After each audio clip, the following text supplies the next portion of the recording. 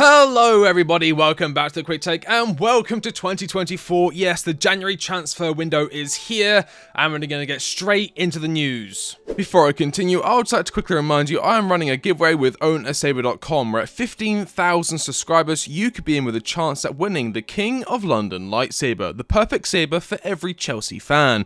3 participants will be chosen and all you have to do to enter is subscribe to the channel and check the pinned comment down below for more information. And with that, on with the video. Starting off with Chelsea opening talks with the Nice defender Jean-Claire Todibo. He's 6'2", he's French, and he plays for Nice, who are currently second in Ligue 1. 24 years old, likes to carry the ball into the midfield, kick-starting attacks from the defence. He's also pretty good at on-the-ball work, ranking in the high 90s for touches and passes at different ranges. Really clean tackler, he doesn't really get carded that often, wins the ball in a way which retains possession. Some defenders tackle with the intent of ridding the opposition of their possession. Todibo wants to win the ball and then keep it for his team. Another thing that stood out to me is his recovery tackles. Tasasi, for example, averages 6.07 per 90, whereas Todibo averages 8.03, a rather notable difference, and it's Tasasi's poor start to life at Chelsea that really has initiated this interest, along with Fofana once again finding himself out of action for a prolonged period of time. To me, it looks like Todibo should have been the centre-back we signed instead of Disasi. I did a video a while back analysing centre-back targets, and Disasi was one of the names I looked at. He didn't rank super highly. I didn't like how sluggish he looked at times. I thought there were better options at the time, and I still believe that now. It does raise the question as to exactly what the transfer strategy is.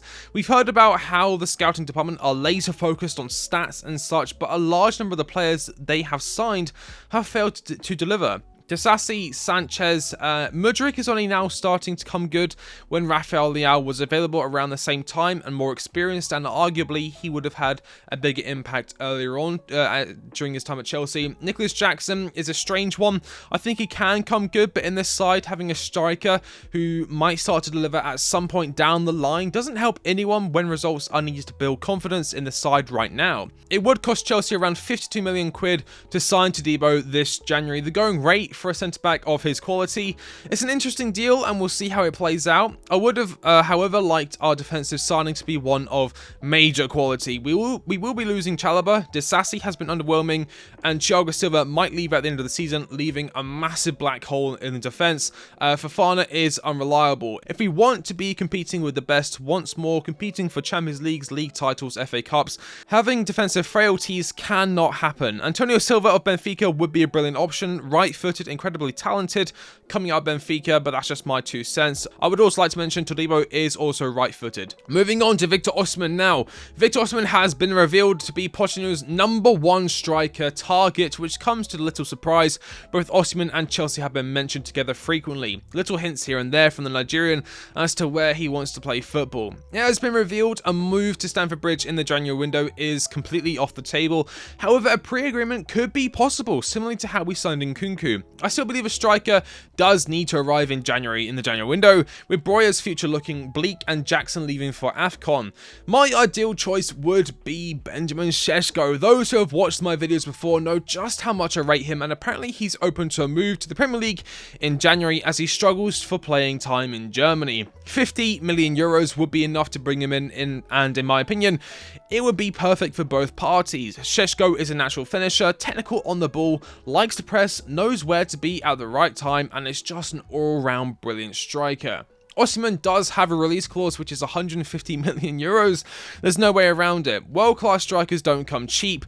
They are one of the most sought-after players in the world. With Chelsea's previous extensive spending, is a deal for Osimhen even possible with FFP's limitations looming? Earlier today, it was reported Hakim Ziyech's loan to Galatasaray could be terminated, with the reason being the Moroccan has failed to deliver since joining the Turkish Giants. Honestly, I would find a way to terminate his contract unless we can find someone who's willing to pay for Hakim Ziyech. Under no circumstances should he be allowed back in the Chelsea dressing room. I think it undermines what we're trying to build, what we're attempting to move on from. This does, however, open up another loan spot, which could be given to David Washington, Alfie Gilchrist, or Andre Santos, who is picking up interest from Newcastle, one to keep an eye on. Moving on to our final news stories of the day, starting off with Sam Kerr. Sam Kerr is one of the best women's footballers in the world, and she's been an integral part of the Chelsea women's team for many years now. Her contract is set to run out in the summer. However, it has been reported today that Chelsea are now opening talks to renew the Aussie's stay at the club. This, of course, following the news Emma Hayes was set to leave Chelsea at the end of the season. Keeping someone like Sam Kerr will help with the transitional period as the new manager, which hasn't been chosen yet, settles in. And finally, one for the Todibo enjoyers as Chelsea move for Brazilian sensation and Endrick teammate Estevão Willian, better known as Messinho, for his love of the Argentinian forward and similar playstyle. Like Endrick, he carries a €60 million release clause, with PSG, Man City, Manchester United and Bayern Munich all interested in the Wonder Kid. Chelsea are one of the few clubs willing to fork out the sum for Messinho, seeing it as an opportunity too good to miss. This, of course, more than likely stems from the Blues' failed move for Endrick, where everything was agreed, but at the final moment, Bowley pulled out, not wanting to inflate the market. Madrid signed him anyway, and Bowley went on to spend hundreds of millions of pounds on Caicedo and Enzo and potentially Osimhen. Doesn't really make sense, but that's our current ownership in a nutshell. Lots and lots of news stories on the first day of the January transfer window. My plan is to upload every single day this year,